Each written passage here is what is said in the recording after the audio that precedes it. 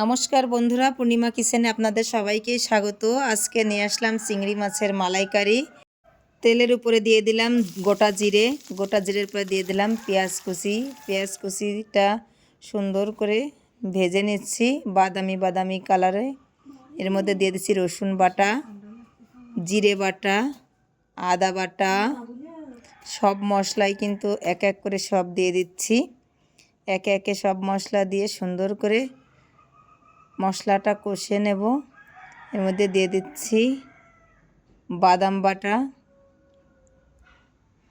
এবার দিয়ে দেবো শুকনো মরিচের গুঁড়া,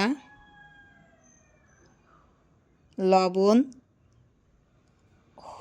হলুদ গুঁড়ো, লঙ্কা গুঁড়ো, হলুদ গুঁড়ো একসঙ্গেই দিয়ে দিলাম।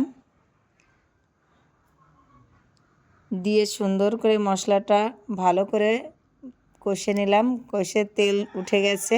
এবার চিংড়ি মাছের যে মোটা মোটা ঠ্যাংগুলো ছিল সেইগুলো বেটে সুন্দর করে একটা গ্রেট করে নিয়েছি। সেই জলটাই আমি ছেঁকে দিয়ে দিচ্ছি।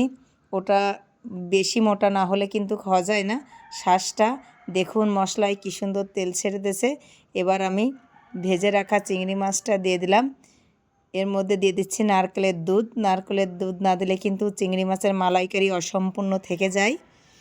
নারকেলের দুধটা দিয়ে সুন্দর করে মাছটা আবার ফুটিয়ে নিচ্ছি। দেখুন কি সুন্দর কালারও এসে গেছে। এই চিংড়ি মাছের মালাইকারিতে কিন্তু বেশি ঝোল থাকলে ভালো লাগবে না, মাখা মাখা হলেই কিন্তু ভালো লাগবে। প্রায়ই আমার হয়ে আসছে চিংড়ি মাছটা। এবার আমি সুন্দর করে মাছটা ঢেলে নিচ্ছি। মাছের সাইজটা দেখলেই কিন্তু মন ভরে যাচ্ছে। আমিও নিজে যদিও খাই না। এই দেখুন মাছটা ঢেলে নিলাম। মাছটা ঢালা শেষ। ধন্যবাদ।